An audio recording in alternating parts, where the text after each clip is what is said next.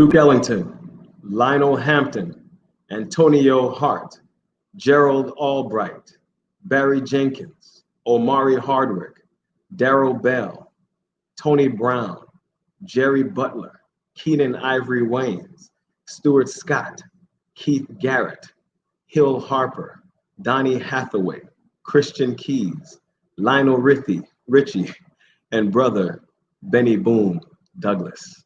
Ladies and gentlemen, I am Joe Paul, and I proudly serve the fraternity of Alpha Phi Alpha Fraternity Incorporated as the Chief Operating Officer and Executive Director.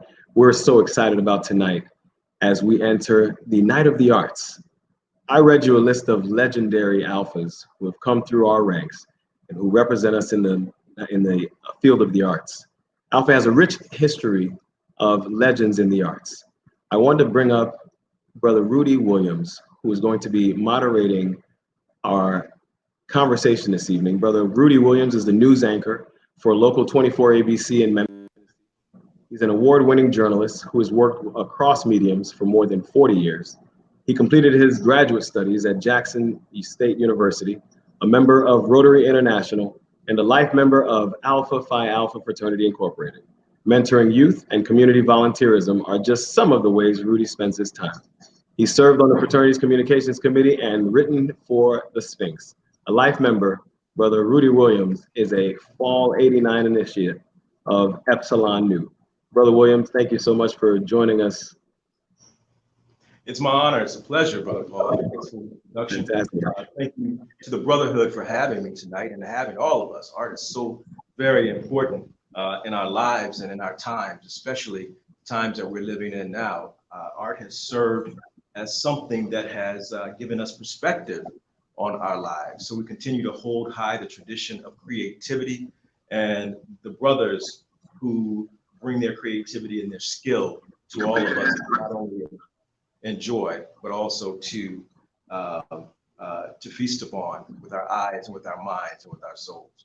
So with that said, let's get right into it. We've got several brothers here this evening. I'm so interested to hear about their journeys and their artistic careers, how they got here, to tell us more about their work. But our featured brother that we're going to speak to today is Brother Benny Boone. He will be the first and the last, and forever to tell you that he's a spring 1991 initiate of Pyro Lambda, that is. I don't want to get that wrong, because he'll correct me. And that's quite all right. We always correct each other in the House of Alpha. He's a notable film director and video producer. He trained at Temple University School of Radio, Television, and Film, and also served as a protege of veteran director Little X, Hype Williams. He's directed music videos for Nicki Minaj, Nas, Kelly Rowland, Sierra, Lil Kim, LL Cool J, Nelly, P. Diddy, 50 Cent, so many others to name. Brother Benny Boone Douglas is his actual name, was awarded BET's Video Director of the Year award in 2009 and 2013. The catalog of over, get this, 200 music videos. He's also recognized for directing major television shows, including NCIS Los Angeles and even Empire, and also very notable, the Tupac biopic, which we'll talk a little bit about in just a little bit. Help me welcome Brother Benny Boone Douglas to the broadcast this evening. Brother Douglas. Thank you, Brother Williams. How you doing? And that's Pyro, brother, not Pyro Lambda. I told you, he get me right together. Pyro Lambda's in LA. That's a graduate Temple University, brother. Yes, sir. Thanks for that correction, brother. Yes, you know, with everything that I just read about you, 200 music videos. Yeah. I don't even have time to be here. I see you all over the place, man. You're always giving of your time, of your knowledge, of your wisdom, not only to the fraternity, but to whomever you can impart knowledge and experience to. It seems to be very important to you. It is. I mean, you know the saying, to whom much is given, much is required. So it's I feel a calling that started years ago. Not only when I pledged, but after crossing and being in school, and now having a position or some sort of ability to make change. I think that I have to use my platform for all those things for our people, for uplifting our people and getting involved and making a change where I can. You know, even at this time, this is a pretty somber time for me. I live in New York, but I'm back in Philadelphia. I have to attend a funeral tomorrow for a cousin of mine who was murdered through senseless violence here in the city, which is, you know, ravaging all the cities, Philadelphia, Chicago, Brooklyn, you know, everywhere in New York. And, you know, it's just disheartening that I have to be here for that reason. But that's even more the reason why I feel like I have to be on this platform to be able to speak and talk about, you know, what we're going through as a people. You know, as Black men, we have to have the real conversations amongst each other. And what do we do going forward? Like, what are we doing, you know, as a community and as Black men? Like, what is our purpose at this moment? Because this is a time where we have to really look at ourselves and check ourselves. Like, you know, hey guys, it's time to make a change, you know. Yeah, absolutely. And as you talk about that, let's do a little bit more. Let's stay right here for a second. Television, film, videos, other medium, they all chronicle who we are as people. The video we directed more than 20 years ago are not only tell the story of the video, but they tell the facts and record the history around our circumstances, you know, then and what we're doing right now. So what sort of responsibility is there for you to bear as a director and leading those sorts of productions? Well, you know, I feel blessed now. This is my 20th year of directing. I went to Temple University and for film, I was a double major in African American studies and radio, TV, film. And so that sort of put me in a place where I wanted to originally be like a documentarian telling all these sort of stories. And then I moved to New York after graduation and started to work for big productions, Woody Allen's movies. I worked on 2 or 3 of those. Another Eraser was a big movie. Sabrina worked with Sidney Pollack, some John McTiernan, some really big directors. And I was just a PA, but I was there like really trying to learn and figure out what I wanted to do. And at sometime after that, I became an assistant director for different music video directors and commercial directors, and then made my jump to directing, which is what I really wanted to do. And I got that chance in 2000. And since then, you know, the culture has shifted. A lot of things have changed, and I've grown, I've matured in not only just my vision, but also in what I think people require from me as a director and as a creator. What is some things I wouldn't have turned down years ago, I turned down now. And just like, I don't need to do that. You know, it's just sort of like a growth process, you know.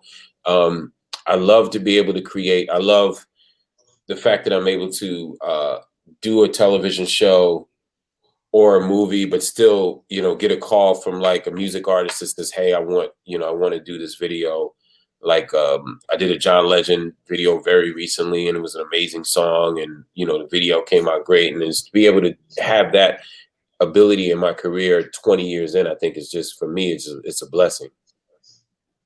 Yeah, 20 years in, man. That's we trekked along some of the same paths in New York around the late 90s and 20s. I was living in Brooklyn.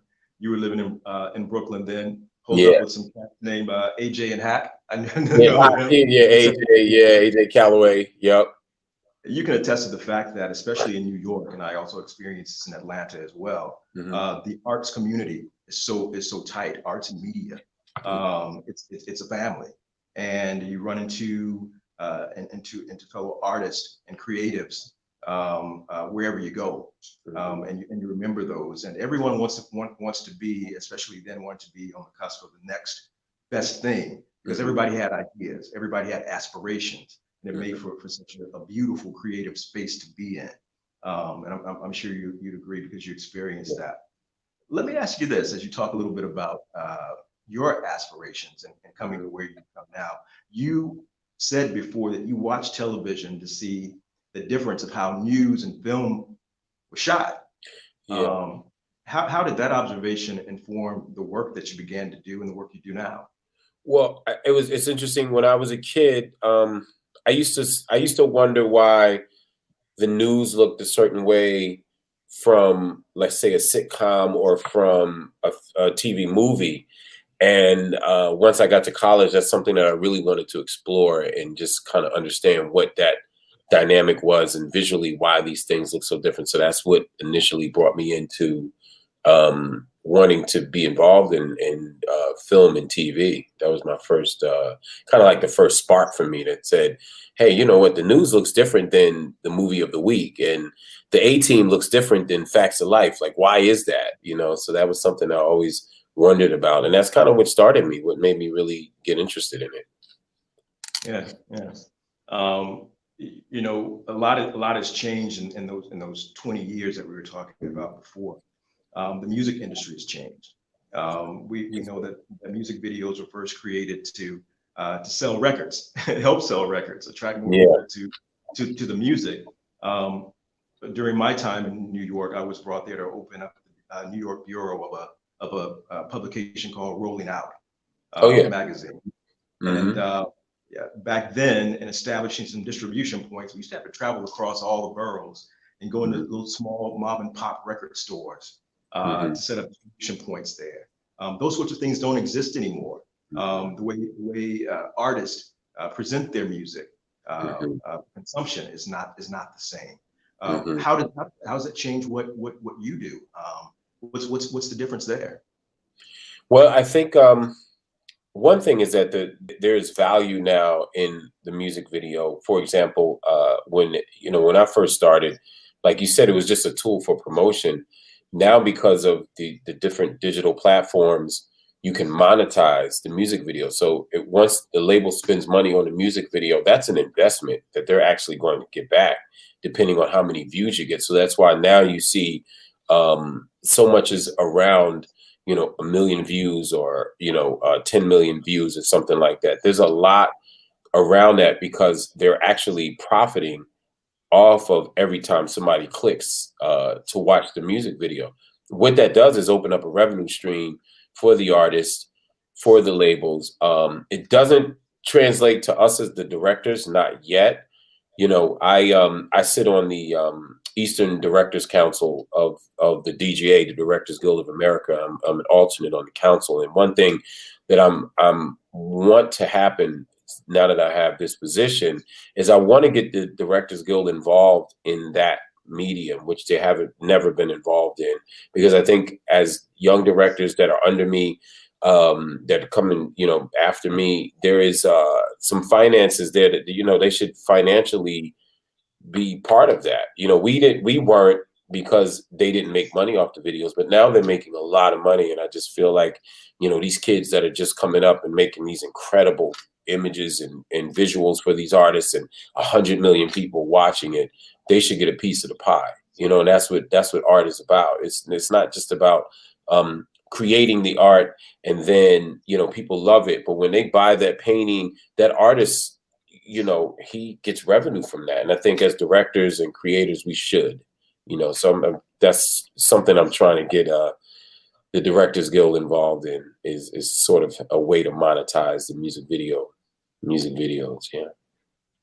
Yeah, I was thinking about this conversation and thinking about you the other night when the VMA aired. And of course, everything is so different now with everything that we do. And we're seeing these live award shows with so many recorded performances. And the VMAs actually looked like a video show. Yeah.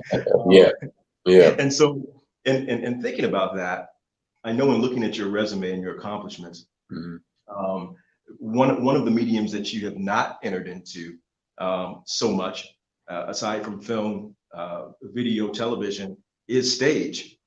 Yeah. So what the VMAs actually did was melded those two different mediums. So can we see you doing some Broadway once the Great White Way, as they call it, reopens? What's interesting? I have this, and I've had this idea for a really long time. I'm not going to say exactly what it is, but it's an idea I've had for like a one-man play that I've had in my head for a really long time.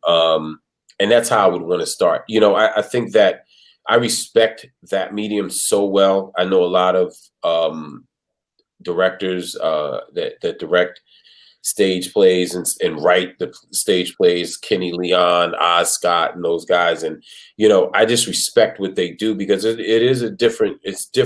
It's different than television. It's different than movies, different than music videos. And it's something I would want to get in the same way. You know, I wouldn't want to just jump in and just, you know, just put this thing together and just have all, no. I'd want to come in with something very, you know, very like disciplined in terms of the story and what I'd want to do and lend my name to it because I respect it and I wouldn't want to, you know, try to take advantage or say, oh, because I'm, you know, Benny Boom or something like that, I've done this stuff, I can just come and do a play. Nah, I don't believe in that. I think you got to put the work in to this. So it's everything is possible, you know, it's definitely possible. Yeah.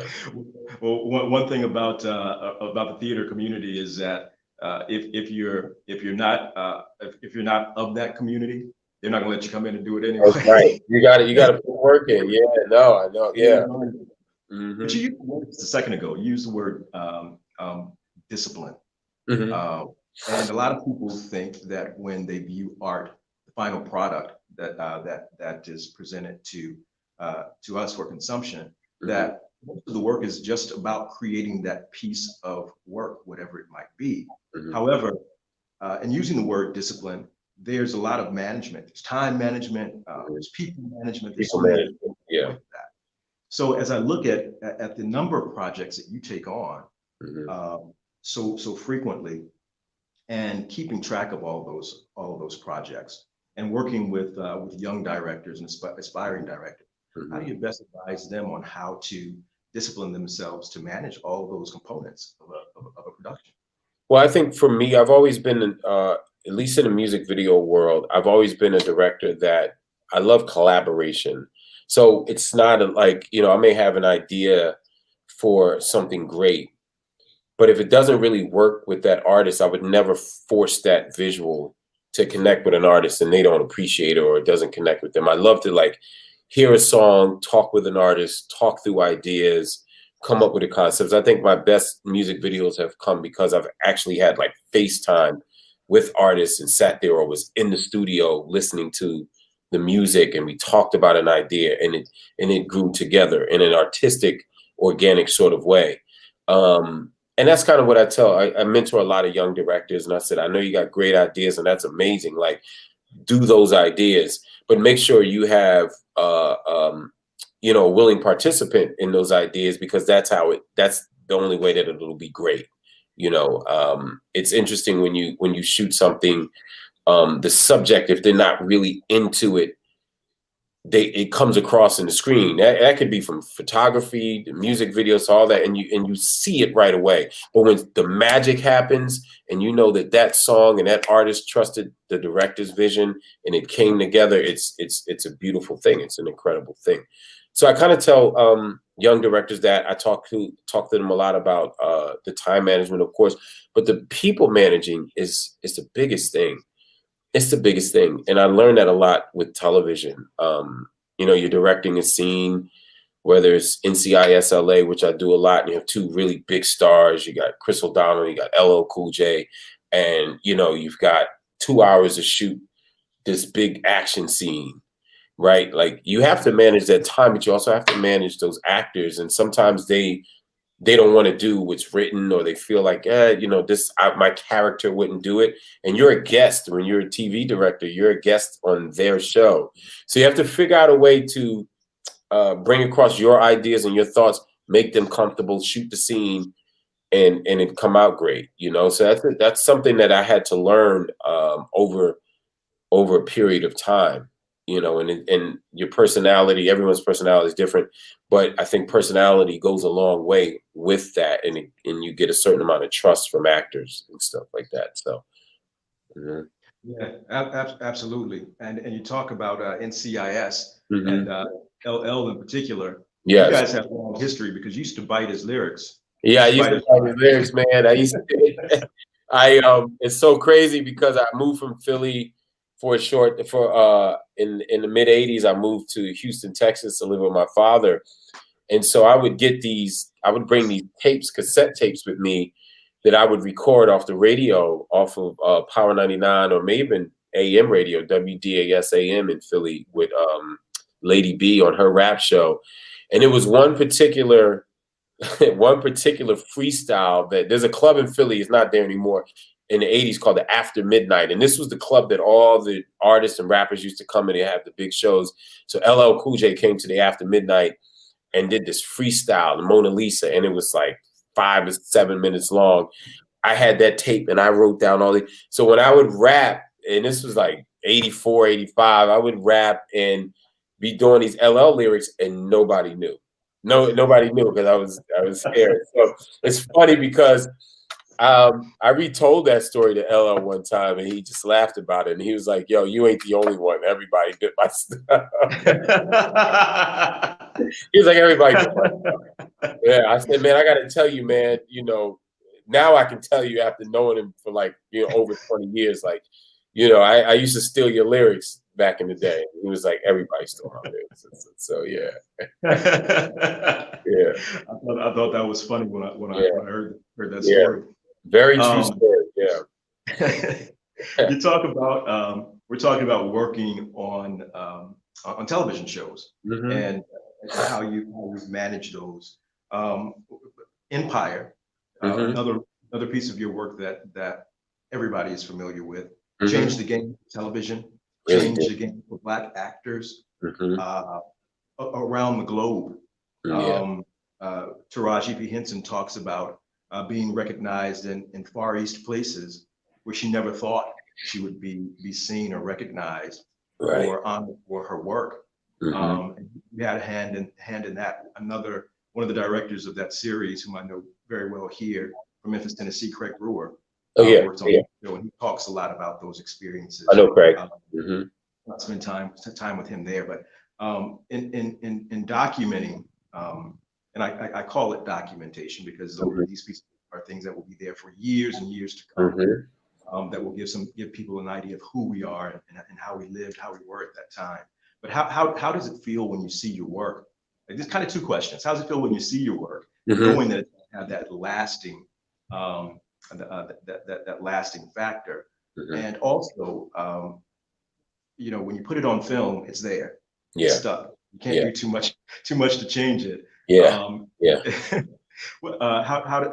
you deal with that? How do you handle that? Well, you know, I think it's interesting because it was sort of like a three-headed monster of events that happened.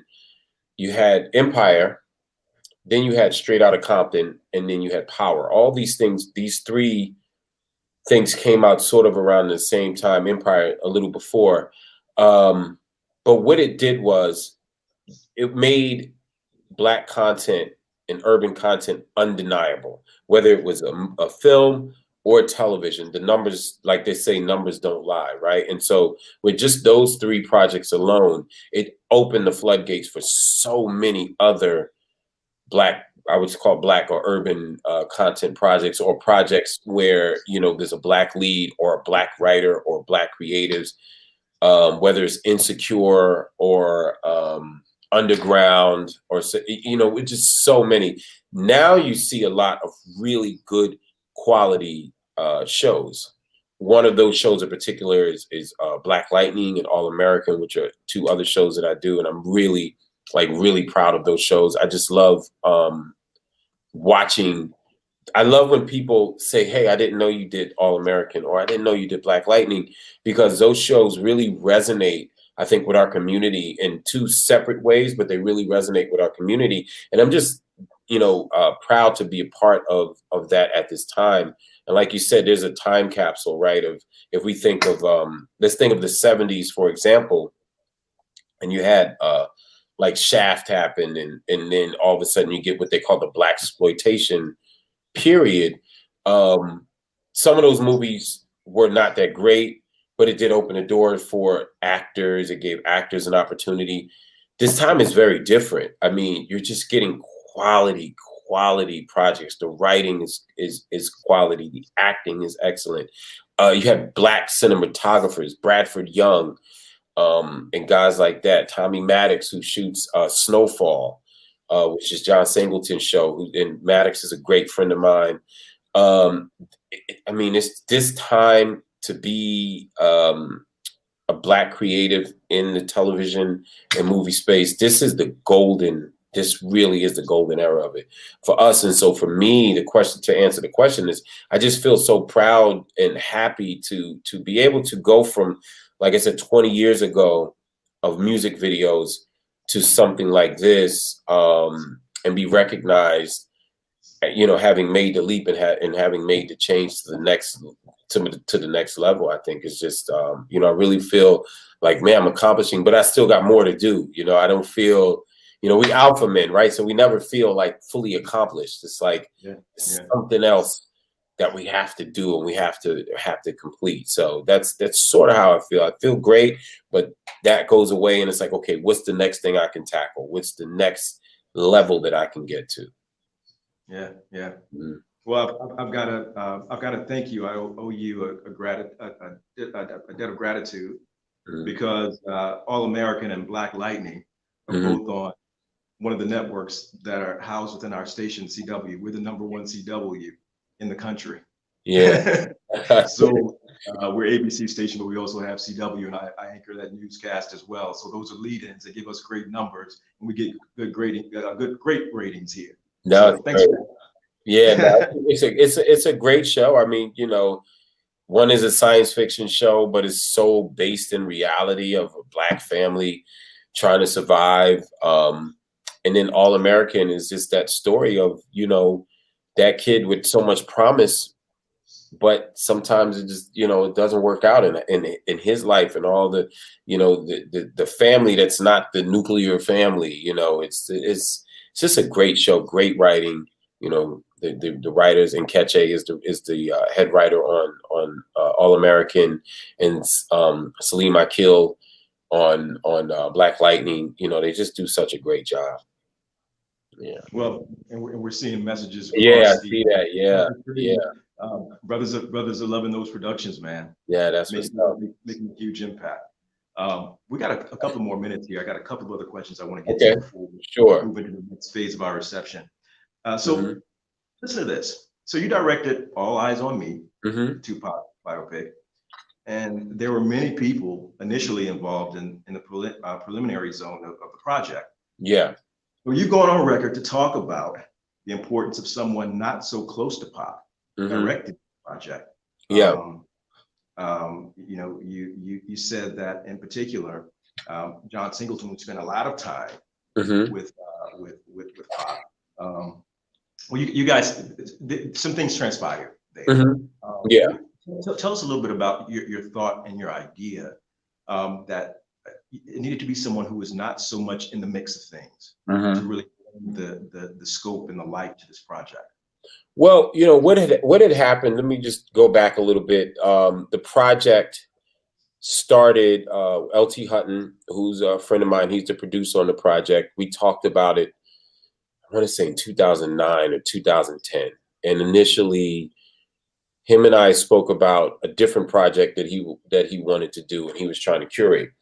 At that time, actually, F. Gary Gray was involved in doing the Tupac movie. He wound up doing Straight Outta Compton, but he was one of the initial directors. And then Antoine Fuqua came on board, and that didn't work out. And so then John came on board, and all those three directors had some sort of relationship with Pac in some way, shape, or form.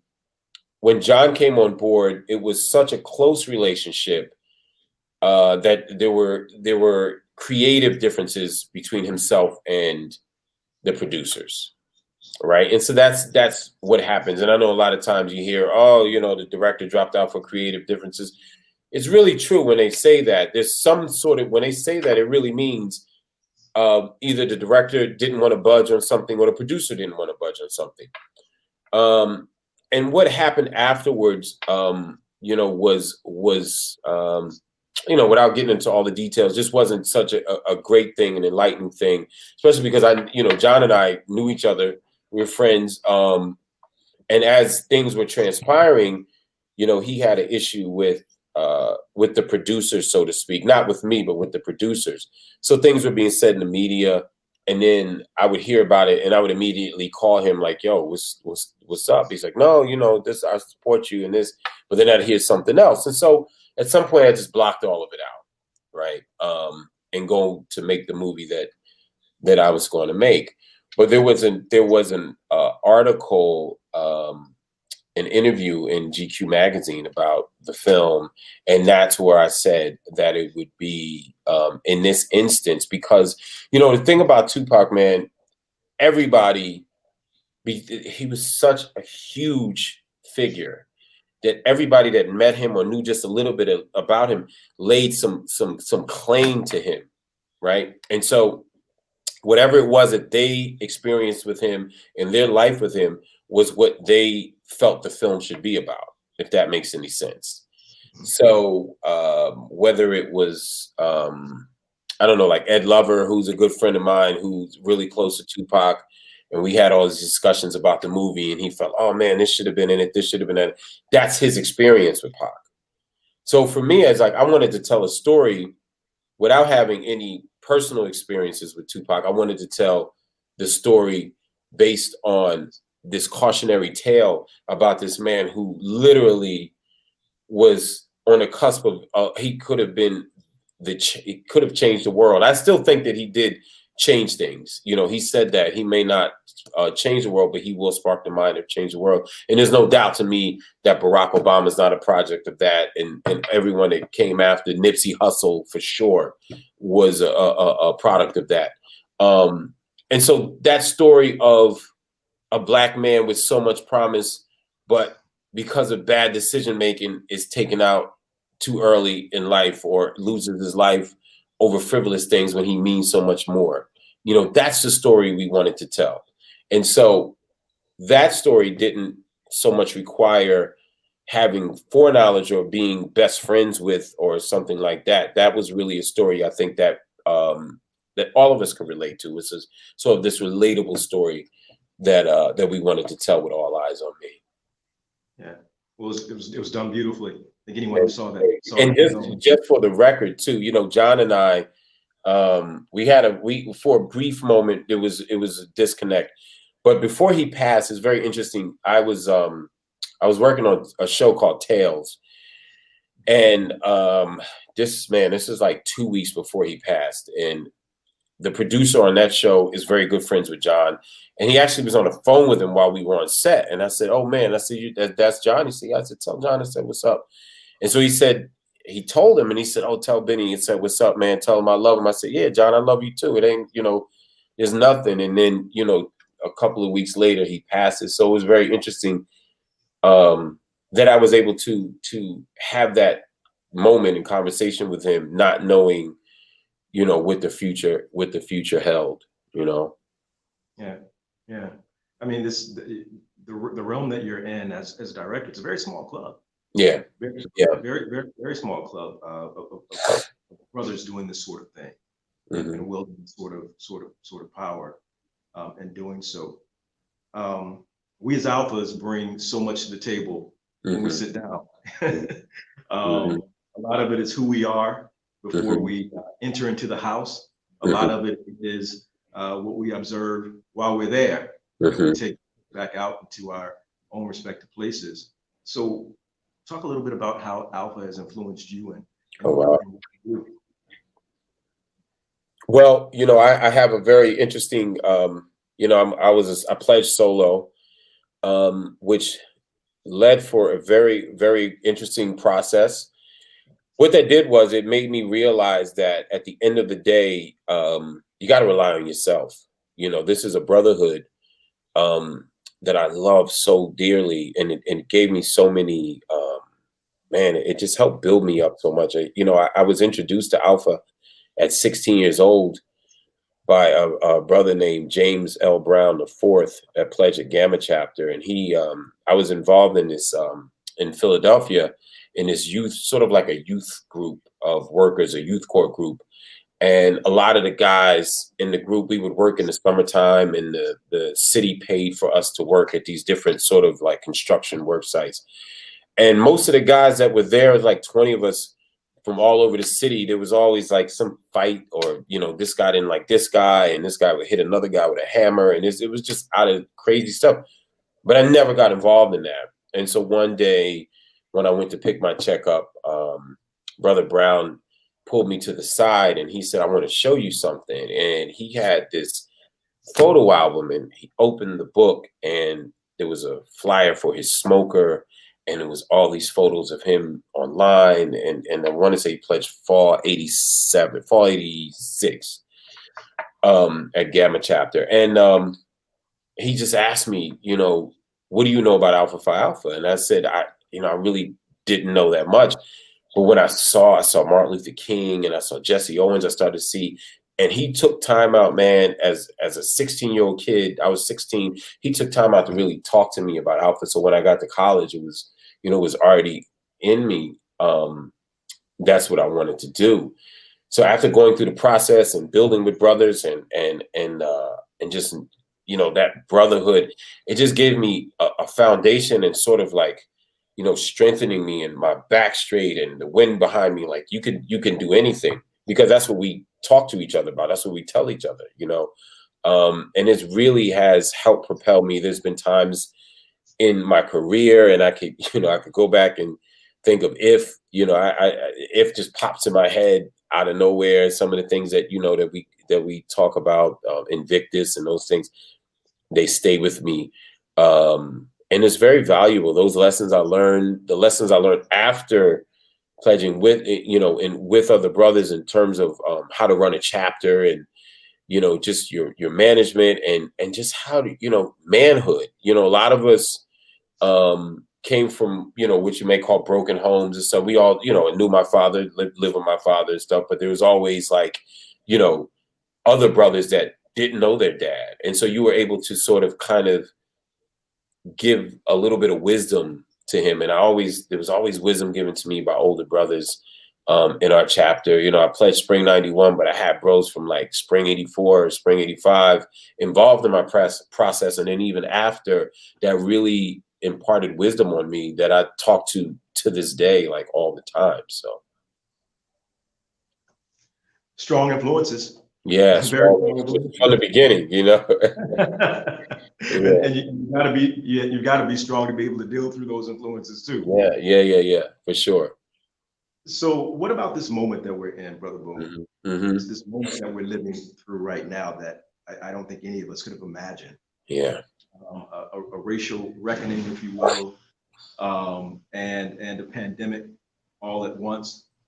Piled on top of the things that most of us deal with on a regular basis. You're dealing with a close death in your family, and our prayers go out to you and your family there with that. But how will this impact the work, the art that you create? And this is a question I'll pose it to other brothers in the reception too. It must, it's got to.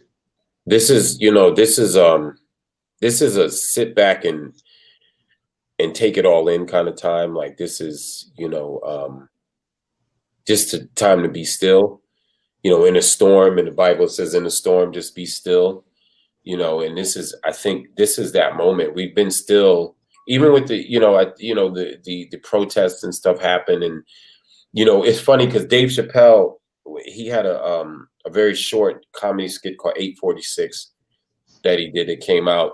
And the one thing he said that was very interesting to me, he said that he's okay watching the younger people sort of drive this movement. He's with it 100%. And he's okay sitting back watching because he feels like it's in good hands. And I kind of feel that way as well. I do get a little discouraged at a moment like this when I'm having to be with family, the death of a family member, 23 years old because of senseless gun violence. But then at the same time, we want other people to understand that Black Lives Matter. We want them to respect us, and we are against police brutality and the killing of our men and women in our community, but we're still doing it to ourselves. And so there has to be, that's an entire conversation that we have to have. And I think the problem for us is that we have had those conversations in private, right? You know, as a Black community, we have those conversations because it's house business, right? It's in the house of Alpha, right? But it's in our house that we have those conversations, and we don't let family business out.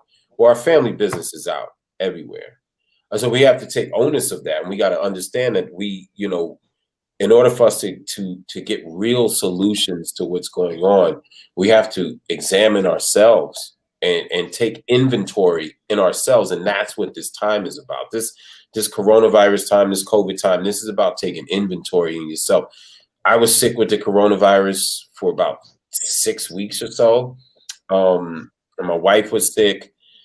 My kids, two of my kids exhibited symptoms. But it was a time, you know, you're watching television and everything on there, people dying and all this stuff. So it makes you really, really evaluate what is important in life. And so all of those things have given me a new perspective moving forward. It's given me a perspective on balancing my career with family, which maybe I was doing too much career and not enough family, you know. And I know as career-driven men that we are, you know, we as alpha men are, that we sometimes tend to let that drive as opposed to letting the other thing drive. So that's one thing that's happened. But it's also given me a thought about what is the next phase creatively of what am I going to do and what am I going to be involved in?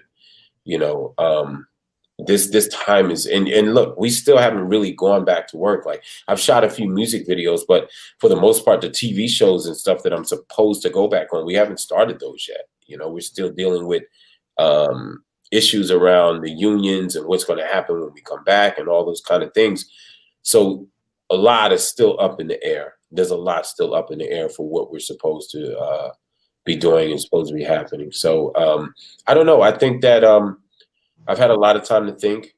I've had a lot of time to think creatively. I've had a lot of time to talk with God. I've had a lot of time to talk with my family. I think we all have. I'm hoping that everyone has utilized that time in the right way so that when this is over, because it will be over, when this time is past, that we're stronger, you know, that we are a stronger community coming out of it. I don't know if we will be. It's just so much happening, but we have to be. We just have to, you know. That's the hope. That's the prayer. Yeah. Brother Boone, I've had your ear for almost an hour now. Oh wow. Okay. But let's open up the floor to questions from other brothers that Sure, might definitely want to talk with you. Do we have any there?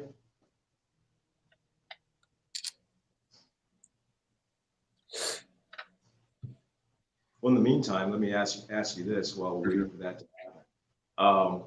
We oftentimes figure there's something that we could have done. If you weren't doing this, what would you be doing? Oh man, that's interesting. That's interesting. I don't know. If I wasn't doing this, I don't know if I'd be a teacher. I don't know if I have the patience for that. Like a classroom full of different personalities trying to teach. You know, I wanted to play football for a long. You know, that's what was my dream as a teenager, being a football player. But I don't know. I've never. That's interesting. You asked that. I've never been asked that. What would I be if I wasn't doing this? Which is weird because I'm sort of like I put all the energy into this, right? So I don't have like I've never had a backup plan, a plan B. It's always been plan A, and then a shift in that plan. You know. So yeah, I don't know. It's a good question. I don't know what I'd be doing. I'd be, you know, I'd be the best father I could be, the best husband I could be, those sort of things. But career-wise, I'm not sure what I would be doing. Well, I guess the great thing about that is you've been so successful at doing what you're doing. There's no need to really think about that, huh? Right. Thank you, man. There's a question there. what advice would you give a college brother who is interested in following a similar path as yours? Yeah. So the one thing I would say is find your voice. I would say to anyone, and I think this is for whether you're a director, a writer, an actor, a musician, a painter. Find that voice. Find that thing that makes you unique, and stick with it. Because there's timing is everything. So if you find that voice and you're really passionate, and you're really strong in that, it may not feel like you're being heard, or you may not feel like the thing at that moment, but I guarantee at some point in time, what you do will shine. And that's what I would, that's the advice I kind of give to all these individuals and people that I talk to all the time. I always go, find your man. Just find that voice and stay with that voice. Don't try to sound like anybody else or be like anybody else. Find your voice, and that's what's going to shine. That's what's going to make people notice you. And as you talk about that voice, and we talk about the evolution of creativity and your voice, how do you feel yours has changed, or has it changed any? Has it evolved any from the point of beginning? Yeah, I think so. I think at the beginning, I was heavily influenced. I came out of the Big Dog Camp with Hype. Little X and I both, we were there under his tutelage at the same time. And then Little X started to direct, and I was his assistant director, his AD. So I think when I first started, there was some sort of combination of me trying to find my voice by thinking it should be like X or be like Hype or something like that. And then I just sort of created my own, I would watch stuff and I go, yeah, that doesn't look like that stuff. That's me, and I found it, and I just continued on. And it's like, look, you do what you feel is great. And if people like it, they like it. And if they don't, they don't. But that's what art is about. You don't make apologies for your creative decisions, when you do it. Yeah, I think, yeah, you can't really go, oh man, I think I should have did it the way so-and-so did it. Well, that worked for them. That might not work for you, Well, as you talk about that, you've got a future alpha in the house who's also interested in creativity and music, the music industry. Who's that? Your son? Oh, my son. Yeah, man. My little guy. Yeah. Mini Boom, we call him.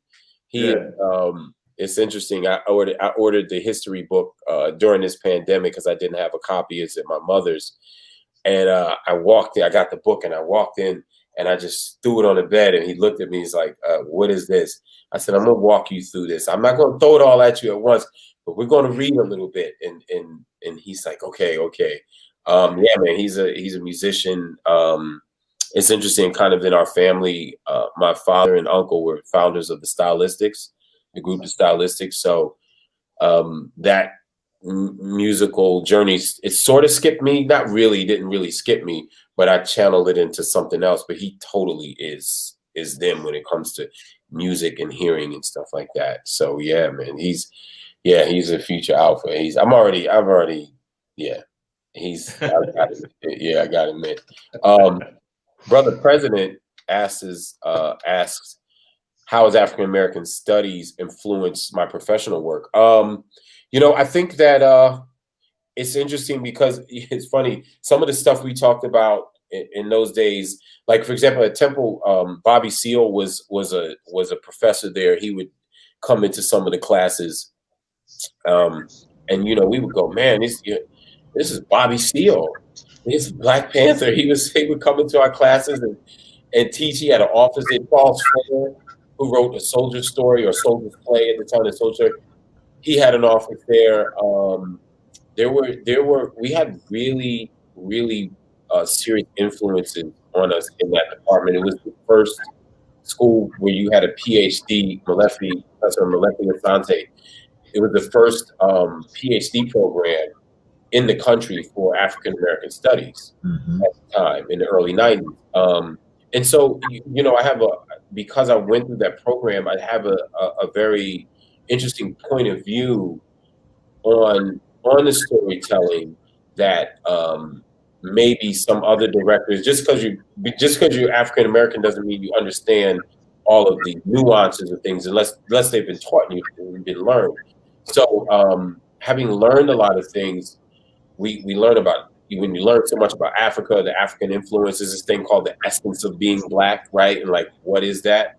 And that was something, the hyphenated identity, which I think is very important now. So whether you call yourself African American, Caribbean, Afro-Caribbean, you know, those hyphenated Italian American, all these hyphenated identities are now being really being expressed now because of the climate of what we're in right now. And so everyone is trying to stake claim to sort of what being an American is, right? And so we talked about that 30 years ago, about what that identity of being an American, but also being Black meant. And so what that does, I think, Brother President, it sort of guided me in the process of sort of getting jobs.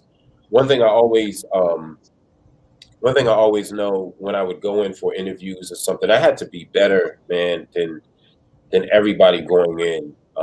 Even if it's a Black project, I knew that I had to be 1,000% better because you're Black. Even if it's a Black project, there's always the opportunity. They want to hire Black, but they also want to hire a white director or something because they know, you know, they feel more comfortable with that. So I feel like I'm always coming to it knowing that I got to be that much better. And Alpha, you know, Alpha prepares you for that. So that's something that in terms of African American studies influences has had on me. For example, we used to learn things whenever we would cite something from a book. They always taught us, you have to know who's the author, what's the book title, where are you citing it from, because you're going to be challenged, right? Like man, it's been so long, but like they came before Columbus, or like John Henry Clark's book or something like.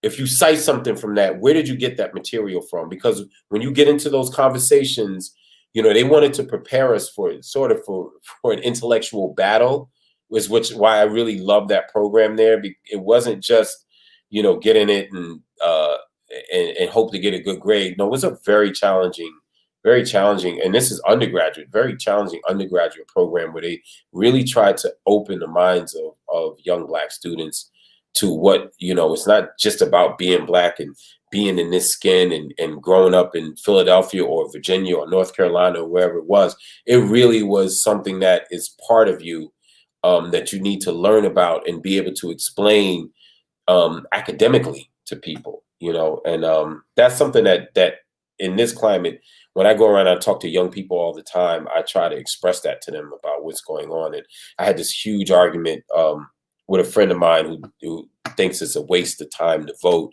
And so I had to first emotionally control myself because he's not that young, right? And so I had to really say and give him make him understand why it's important, you know.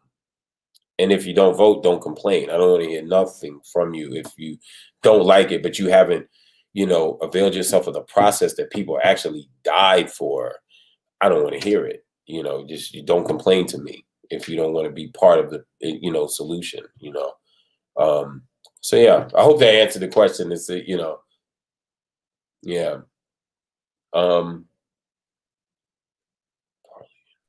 That was Brother President's question there, and as I watched the reaction, you certainly answered my question, Brother Douglas. Yeah. A follow-up, you know, you talk about the work of Oscar Micheaux. Mm-hmm. People don't know the films of our ancestors, if you will. Mm-hmm. If you had to think about the evolution from Oscar Micheaux to where you are now, mm-hmm. and think about the content of films in the future, what would that be? What's interesting, when he made his films, it was we didn't have a voice. As Black people, we didn't have a voice. I think our communities were spread out. We were we didn't really the Southern community base of the Black experience hadn't yet really migrated to Chicago and to Philadelphia and out west, even to Los Angeles at that point. So we really in the South, and I think that I want to say the Homestead was one of the films that he did, and it was about the migration of Blacks out west, and he was speaking for that time. And if you look at the evolution of all our films, I mean, look at Gordon Parks, man, like what he was able to do as a photographer, right? And take that photography and turn it into film. And of course, Shaft was the movie, but what Shaft did was really opened up for the market that Black films had value. And so the unfortunate thing that happened is they thought that every film that had some sort of content like that, could make money, and then it got watered down, and we sort of sat there for a long time with no good films until Spike Lee and Robert Townsend started to do their thing, and Brother Wayans, Keenan Ivory Wayans, who's a brother, when they started to pick up that mantle, there was probably like a 10-year gap from the late 70s to that time. And a lot of people at this present time don't really want to talk about Bill Cosby, but I will say this, that with the Cosby Show and A Different World, those two things sent Black kids to college. It really made us see that there's some other world out there. You mean to tell me you could have a Black doctor and a Black lawyer married to each other and their kids can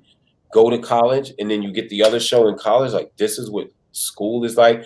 That was a big deal. And then you'd have Spike Lee's movie come right afterwards, and it's like those times, that mid-'80s times when I was a teenager and about to graduate high school, that really was like the best time, I think, for that reintroduction of films and television for me to watch and to be, every experience for me, I was open to all those sort of visual, experiences.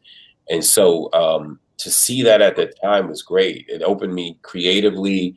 It said, maybe I should get out of West Philadelphia and go to school somewhere, you know what I mean? And make something of myself and find a different path that maybe family members didn't do, and I could be the one to do it. And that's really what it did. But I don't think, because of what's happened, they want to diminish the credit that show, and I'm not talking about the man, but that show, the Cosby Show, really, really was great for our community, and what came out of that was really great for our community. Great. No doubt about that at all. Brother President, do you have room for Professor Boone at St. Aug? Well, let me tell you, I've retired, but I'm thinking about a joint class we could do together on the history of Blacks in film, and that would be outstanding. That'd be great. That would be great. That'd be amazing. Yeah, I would love to do that. Listen, I'm here. Just call me. I'd come down. It's St. Augustine. That's in Florida. No, that's in Raleigh, North Carolina. Oh, North Carolina. Yeah. But I'm retired, but we always come out of retirement for the right thing. Right. That's right. Hey, look, Jordan came out of retirement, right? And won 3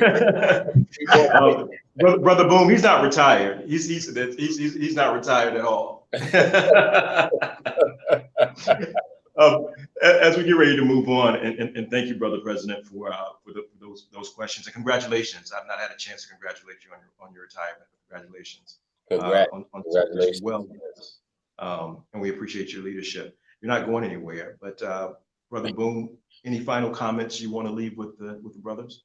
I just want to thank Alpha. Earlier on, I was, when we were in the green room and I was talking, I was saying the comments about Spring 91 is here.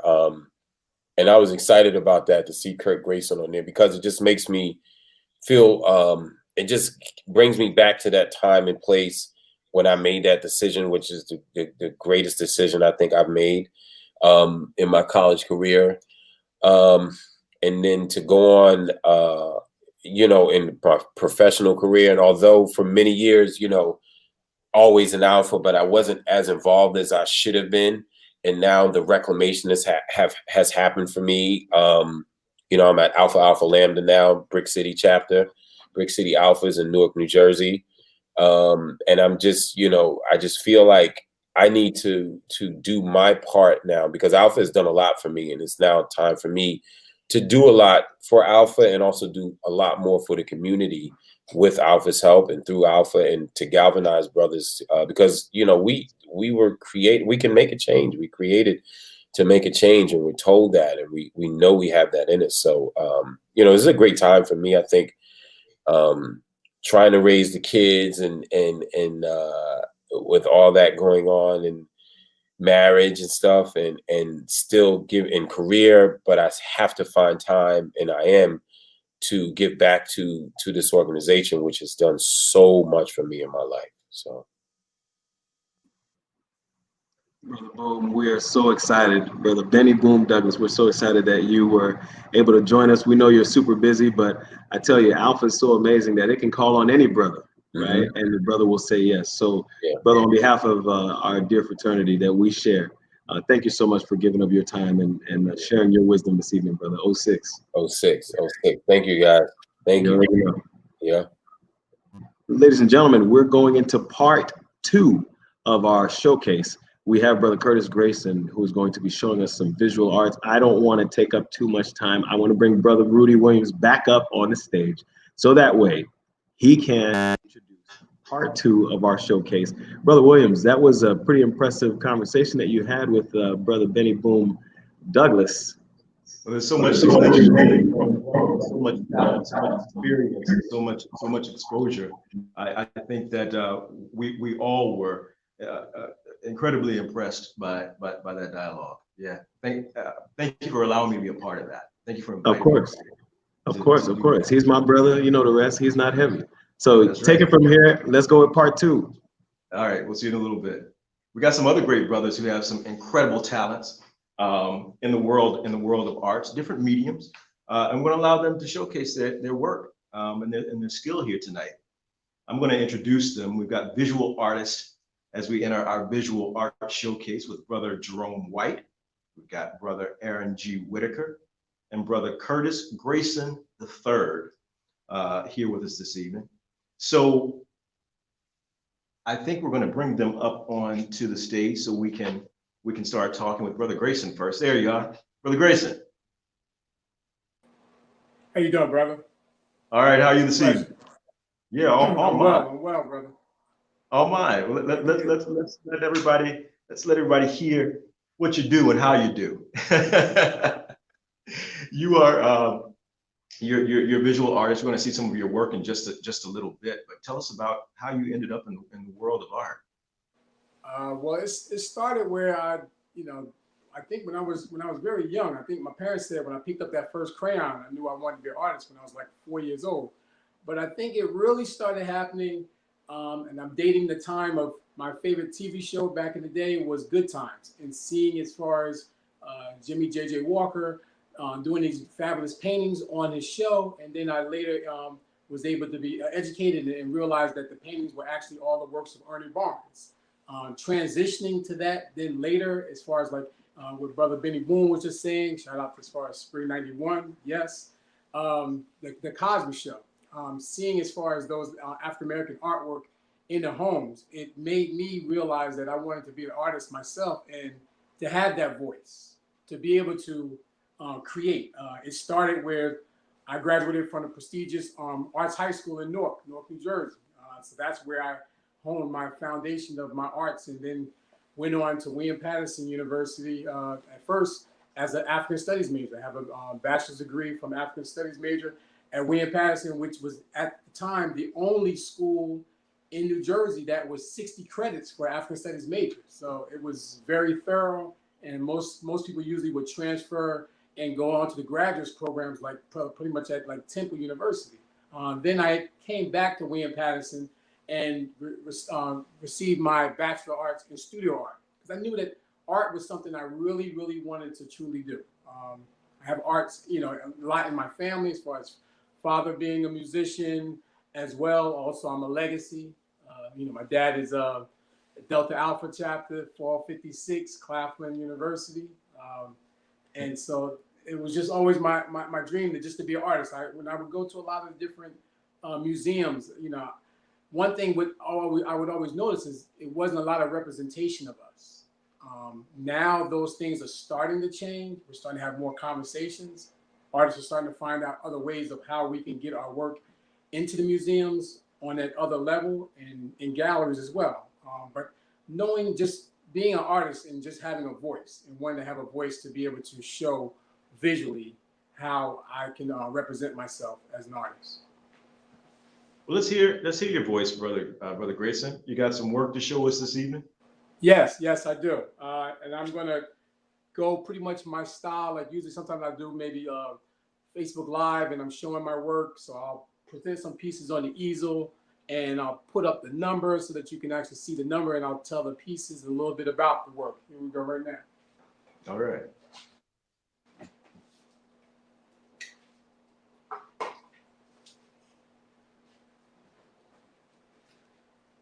All right, so this first piece, let's make sure you see the number. Yeah, that's number one. This piece is titled Sky Funk.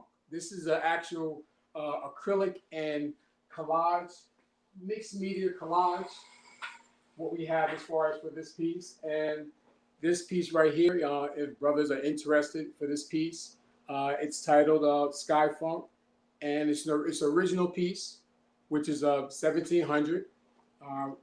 All information as far as if any brothers are interested in the work, you'll be able to email me. I'll provide you as far as my email address. You'll be able to email as far as if you're interested on the pieces that we'll show.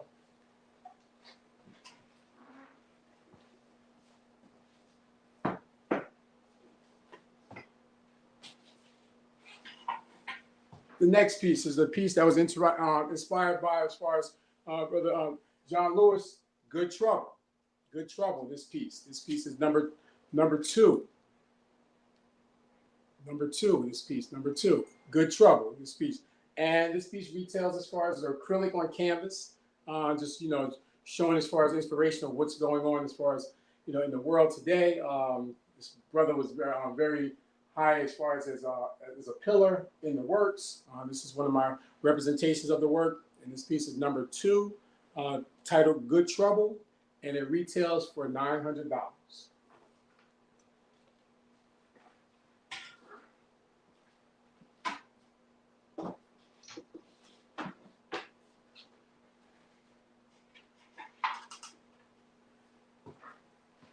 This piece right here is titled Hallelujah.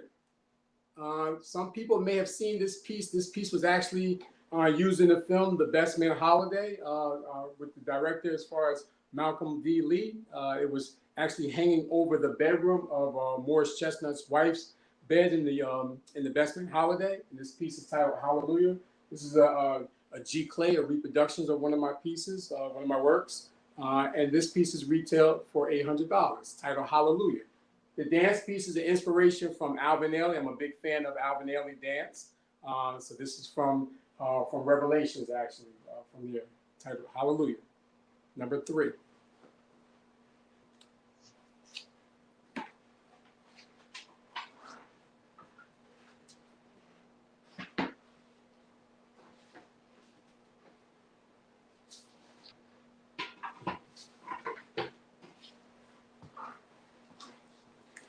This piece right here we have is titled Queen.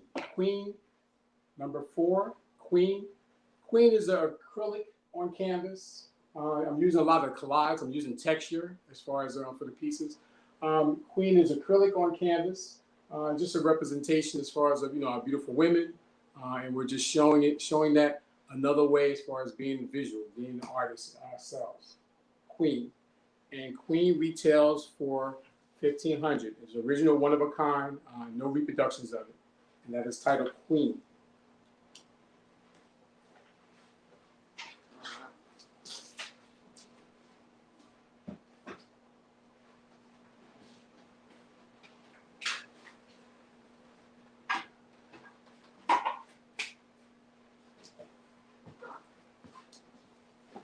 This piece is titled Down Home Blues. Down Home Blues, number 5. Down Home Blues. I create a lot of jazz pieces, a lot of music pieces, dance pieces, and some abstracts as well. Some of my figurative Down Home Blues. It's original work, photo collage that I'm using as far as Down Home Blues. And this piece, original piece, is 2000. Down Home Blues. Number 5.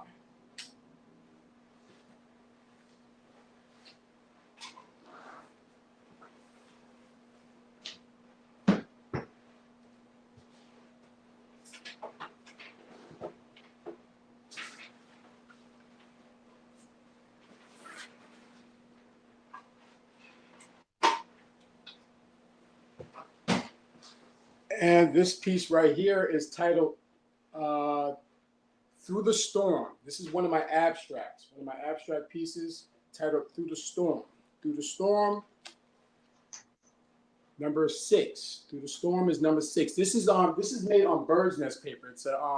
It's a special paper that I get as far as that's shipped in from Indonesia. I'm using a lot of fabric, a lot of collage, and I'm working as far as, with a lot of fabrics, a lot of materials, a lot of bold, bright colors. That's pretty much my style in any type of works that I do. Just a very rhythmic piece, very strong piece, one of a kind, original, and this is called Through the Storm. This piece is 2000. Through the Storm.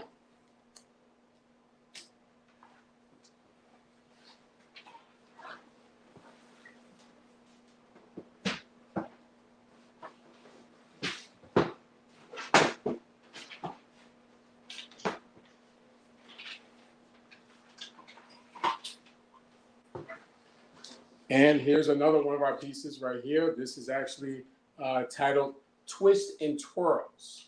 Another abstract piece. Remember the number 7. Twist and Twirls. This piece is for 2000 as well. Another as far as abstract on bird's nest paper, one of a kind, originals. Great for the home or office. Great for the home or office as far as, to collect your work. Twist and Twirls.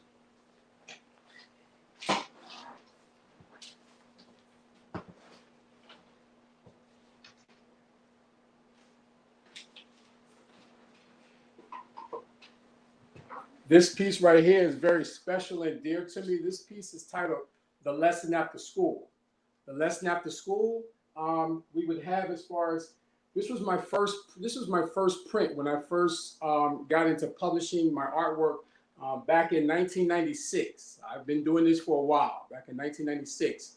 At one time they used to tell me that, I went to publishers and, as Alpha Man, we don't settle for second, and we always push forward. And they told me that this is not going to sell, and this is one of my number 1 prints.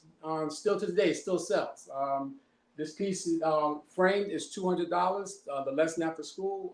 If you're interested, brother, it's an open edition print that we have. Many prints. If you like this frame like that, we can frame it and you ship that out to you for $200 to Lesson After School. The little boy is writing on the board, which is still prevalent to this day. He's writing, "Black is beautiful and so am I."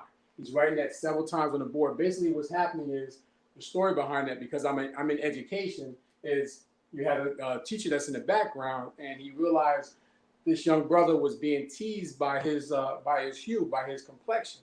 And so what he did is he decided to keep him after school and write this lesson on the board. Not a punishment, but a lesson that he wanted him to internalize the message, meaning as far as black is beautiful and so am I, black is beautiful and so am I, so that he can internalize that and build up his self-esteem.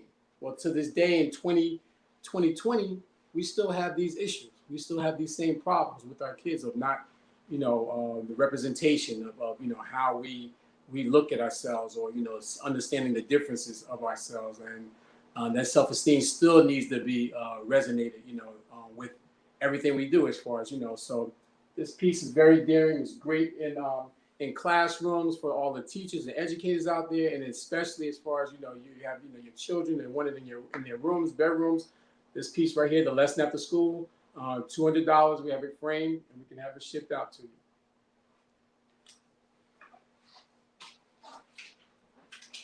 And brothers, take note of on your screen as Brother Grayson is preparing the next piece for us to view how you can order your own very own piece of work by Brother Grayson.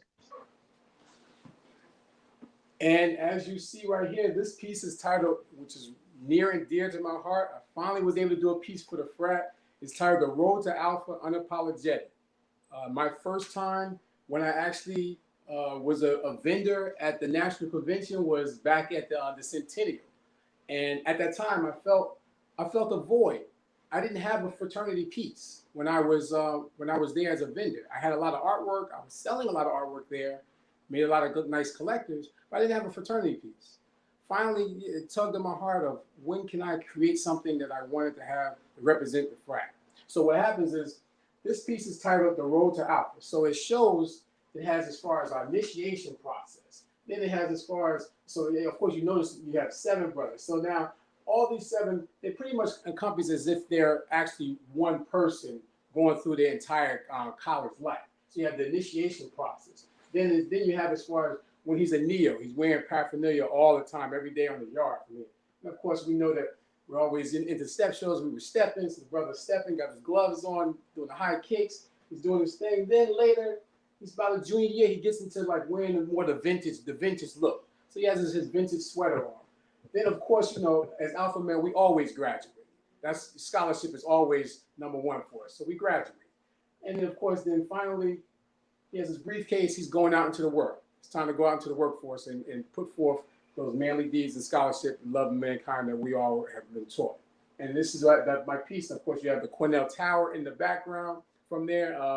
When I was showing it at the convention before, some brothers, I laughed because some brothers from Hampton said that looked almost like the Hampton Tower. But as a businessman, I know to have a conversation with them and say, if I need to let you know that it was the Hampton Tower in order to complete the sale, then we will say so. But we know in actuality it's from Cornell, from Ithaca. But yes, that was it. That's number 9. So this piece right here, frame, which we will be setting it up so that we can come down to the headquarters to be able to present a piece that can be permanently installed on the headquarters at the house. This is what we always wanted. So we're going to try to set that up. The frame piece is $500. It's a limited edition. It's brothers, I'll let you know right now. There's only 500 of these available. This is number 7 that's in the frame right now. There's only 500 of these that will be printed up. And then there'll be no more, as far as in the print version of this. But, I tell people, we have to take advantage of whatever. When there's something limited, trust me, that means there's a limited supply. You want to take advantage of it, and you want to try to be able to, have this as far as in your collection, because this is going to be something worthwhile. Shout out to my brother, Derek Forgier. I'm a good friend as that brother, as well from, my undergraduate experiences. I'm also, as far as Spring 91 from Untitled Road Chapter, and also now with Alpha Lambda Chapter. And so I need to focus on trying to get my life membership. So brother, we'll be talking about that. Now, and if you love as far as the road to Alpha, I can take it to the next level. And brothers, take a look at this, where you can actually have it in a throw for your chapter, for your table. Let's see if I can get it all the way in. Wow. This is a large Alpha throw. And the Alpha throws are 125.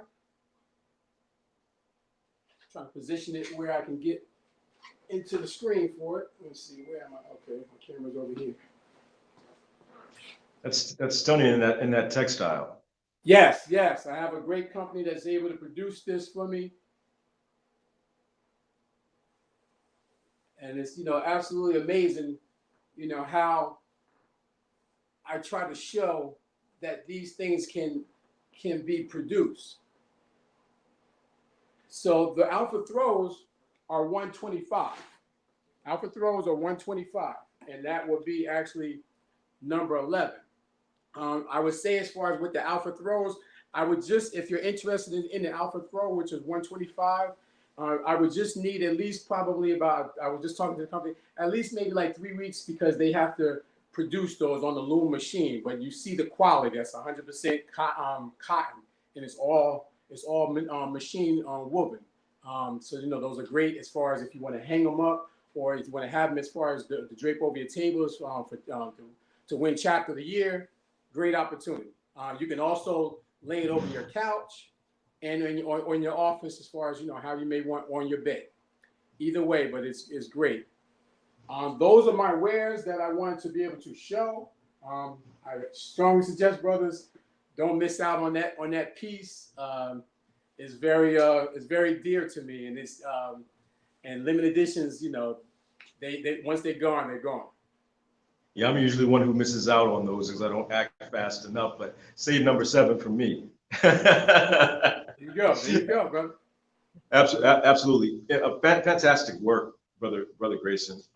Thank you. Your voice is loud and clear. I was particularly impressed with how lots of your work that you showed us tonight is inspired by music, by art around us. And we all know that when things are familiar to us, they strike a chord. They mean something, and we hold on to them in our minds, in our hearts, and hopefully on our walls as well. We've got Brother President here, and I'm sure that he's got a question for you. Sure. Brother Grayson, thank you so much for sharing your talent. I was looking at that and thinking of Jacob Lawrence, and looking at your work. And the question I have is, you're using textures, and you talked about a special paper that you have. I was very interested in an idea that you would have about documenting the rich legacy of historically Black colleges in the form of art. What would be the composition of such a work?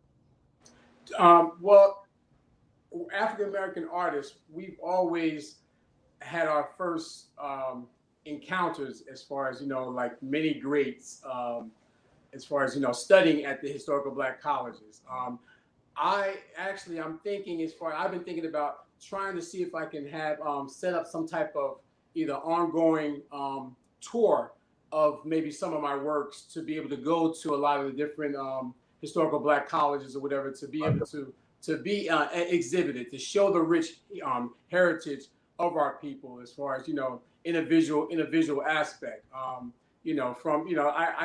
Because I work now as far as in materials, and the artists that I've been around, that I stand on their shoulders, from artists like you mentioned, as far as Jacob Lawrence was one of my favorite artists as well. Benny Andrews, as far as with the fabric, I had at least had the pleasure of meeting Benny Andrews, knowing just some of these great artists, and that I'm able to see and be able to talk to. I did have a meeting early on when I first started into my my art career with William Tolliver briefly. Yes. And he was able to just speak words of encouragement. Just knowing some other artists, like contemporaries, like like Charles Bibbs and Larry Poncho Brown, from some of these artists here. I realized that I can truly say that when you've been chosen to be able to do something, because just either the space that you're in, or the history or the lineage that you may be around. My mother, God rest her soul, whatever. It's been 9 years or whatever since she's passed, Dora Catherine Grayson. But I remember when she seen that I was so much into the arts, and it really hit a chord in me when I found out that my mother went to high school with Ernie Barnes, down in North Carolina. Durham, North Carolina. Yes, down Durham. Yes, that red dirt. Yes. Hillside High School. Yes. So so I was trying to see if my mother can dig up a yearbook and can you arrange a meeting for me with with this guy? At the time I was like, you don't understand, Ma. I'm like, you have a connection. He's like, oh yeah, he played football, and and he was an artist. I was like, yes. But just to be able to see those. I mean, I'm an art educator. I teach at Columbia High School, and just seeing one of our artists that had went on to, doing her art full-time. Beast Butler, amazing artist, quilter. Her work is like going all over nationally around the world now as an African-American woman artist. And this is somebody that was just right 2 doors down from me. So like, when they say, if to be blessed is if you're around the blessings from the blessor, then you're in that company. And it's just a matter of time. So, timing is everything. I think, I definitely appreciate, my opportunities, with Alpha. And now it's time for me to take it to another level and be on a bigger stage with it, and to be able to give back and to continue to keep teaching as far as artists how we can do it. I would definitely look forward to something with the historical Black colleges. Great. If any connection that you have for me as well, to be able to either talk to a curator and to be able to have a show, either ongoing showing, because it's funny how you mentioned as far as Jacob Lawrence. He was known for the migration series when all the African Americans came to the South. I'm a big historian, from being an African Studies major, and so I remembered, and I was even thinking about creating some type of similar type of situation of showing a re-migration of how so many people, our own people, went back to the South because of better opportunities of for land, or for jobs and different things. So it was constantly evolving. It's constantly evolving or whatever was happening. That's some of the things I was looking at. Wonderful. Thanks so much, Brother Grayson. Brother Ward, always thank you for the perspective and the insight that you bring. Thank you, Brother William. well. Always a pleasure. Brother Paul, I'm going to place things in your hands. Thank you so much, my brothers. Listen, this has been amazing. It's the first time that we're doing it, and it ain't the last time. On behalf of General President Dr. Everett B. Ward, Brother Benny Boom Douglas, Brother Rudy Williams, Brother Curtis Grayson, Brother Aaron Whitaker, and the more than 200,000 men who proudly wear the black and old gold of Alpha Phi Alpha Fraternity Incorporated. We thank you for joining us on our inaugural House of Alpha Night of the Arts. We thank you for supporting our webinars, and we know that there is more to come. Don't forget to like and share and follow us on social media at APA 1906 Network. To our brothers, the doors of the House of Alpha are open. Please know that the House of Alpha is not the same without all of our brothers in it, and that means you. My brothers, to renew your commitment to Alpha and to learn more about all of the incredible things that we are doing around the world, please visit www.apa1906.net. I'm Joe Paul, and I urge you, don't eat, don't sleep. It's House of Alpha Week.